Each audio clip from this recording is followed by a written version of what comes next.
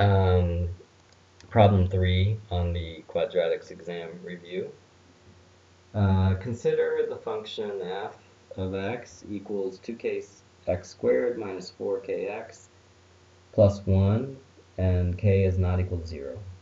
The equation f of x equals 0 has two equal roots. Find the value of k.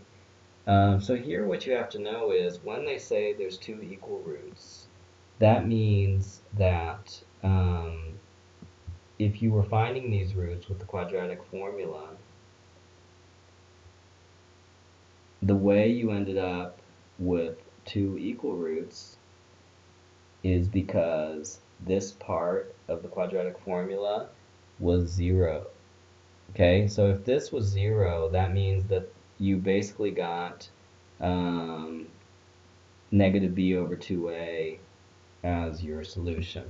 Okay, negative b over 2a should sound familiar. It's the axis of symmetry. If the axis of symmetry is your x-intercept, that means that the vertex is on the x-axis. So your solution is going to look like this, or it's going to look like this, right? Or it's like, it might be like off to the side. It might be like that. But the vertex is on the x-axis. It's opening up, it's opening down, it's off to the side, but the vertex is on the x-axis. When the vertex is on the x-axis, that means that the inside part of here is 0. Okay, because when it's a positive number here, that means that the parabola crosses the x-axis in two places, and you have one of the solution is negative b over 2a plus the square root of blah blah blah, and the other solution is negative b over 2a minus blah blah blah. Okay, so you think back to the problem sets, and hopefully you did these problems. B squared minus 4ac is known as the discriminant, and the discriminant gives you information about whether or not the parabola is crossing the x-axis like this in two places, like this in one place, or if it doesn't even touch the x-axis, if it's like floating above or below. Okay, so in this case, delta is positive. In this case, delta is 0, and in this case, delta is negative. Okay, so that was just a review of discriminant, and hopefully that isn't new to you. If it is, I think that this test is going to be very hard for you. Okay, so please make sure you understand that well. Okay, once you know that the discriminant is 0 when you have two equal roots, then you can see that what they're basically saying is, hey, when is the discriminant of this function equal to 0? And to know that, you just need to find the discriminant, b squared minus,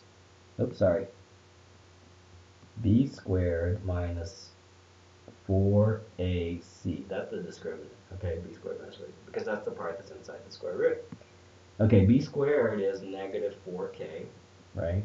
And we have to include the k because the b part is negative 4k, and the x part is the rest, right? It's normally plus bx, so everything except for the x is the b, so the b is going to be negative 4k. Even though there's a variable there, it's part of b. B squared minus 4, and what's a here? A is 2k, because the x squared is the x squared, but the a is everything except for x squared, so that includes 2 and k. C is 1, that's an easy one. Okay, so now we have, let's multiply everything out. Negative 4k squared is 16k squared. 4 times 2k is 8k. The 1 doesn't change anything. Okay, and now we say, when is the delta or the discriminant equal to 0? And now we kind of have a quadratic, just like we did before, except now it's in terms of k. So when is k going to be equal to 0? Well, we know that if we can factor this, let's factor 8k out of it because that's kind of the common factor.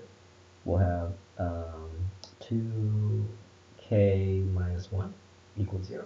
So we know by the null factor law that if we have two things multiplied times together, then, and they equal 0, then we know that either one is 0 or the other one is 0, or they're both 0 at the time that the whole thing equals 0. So let's see, when is 8k equal to 0? Well, 8k is 0 when k equals 0. That was easy.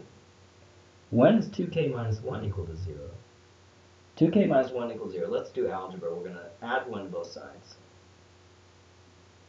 And I always advise people to write out every step on their algebra because then they won't make any silly mistakes on the test. And then I divide both sides by 2. And you get k equals 1/2. Okay? So the two possible solutions are k equals 0 and k equals 1/2. Those are the two conditions of k which would cause this equation to have two equal roots. And you know, if you wanted to actually see what that looks like, you could actually substitute the k in. Let's do k equals 0. K equals 0 would just be f of x equals 1, right? And that's not an interesting solution at all. That's just a horizontal line. But look at that. It says k is not equal to 0. So this solution we're going to eliminate because they already knew that we might get the solution. They're saying, hey, that's not a solution. So the other solution is k equals 1/2. So we can actually substitute that in, and then we'll get what the equation would look like. It would be k would be 1/2, so it would be 2 times 1/2 x squared. So that would just be 1, so it would be x squared.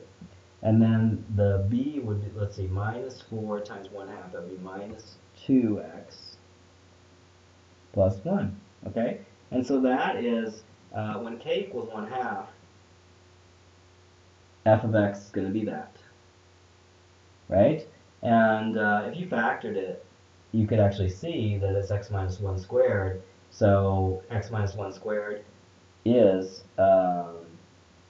this is a parabola that has its vertex on the x-axis. Okay? So let's see. Second part. The line y equals p intersects the graph of f. Find all possible values of p. Okay. So I think first thing we want to do is we want to graph our new function. Okay. So x minus 1 squared. There's a couple ways to do this. One is you could just plug in numbers for x and see what y's you get. The other is to recognize that this is in vertex form, right? And in this case, the vertex is at x equals 1, y equals 0. Okay, because remember this is k and this is h, so we can see that the coordinates of the vertex are 1, 0. Okay, 1, 0. And does it open up or down? Well, the a value here, there's the a value here, which is just a 1, is positive, so that means it opens up. Okay, so you have a parabola that looks like this. Now, you're going to draw a line, y equals p. So it crosses the y-axis at p. And it intersects the parabola at 2 points. Okay, it intersects it there and intersects it there. And what else did they say about y equals p? It intersects the graph of p. It doesn't say that it intersects it at 2 points. It could intersect it at 1 point. It could intersect it right there. Right? That would be intersecting at 1 point. That's also okay. So what values of p would intersect the graph of f of x? And just to show you what lines do not intersect the graph of f, we'll do something like that. So this is like y equals -3. Y equals -3 does not intersect the graph of f of x. Okay?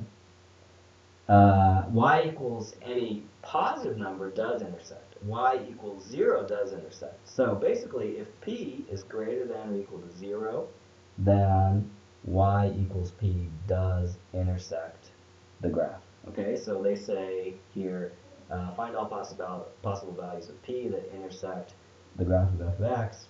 Well, anything greater than 0 is okay. All right? And I think we're going to have to do number 4 in a separate video because we're running out of time in this one.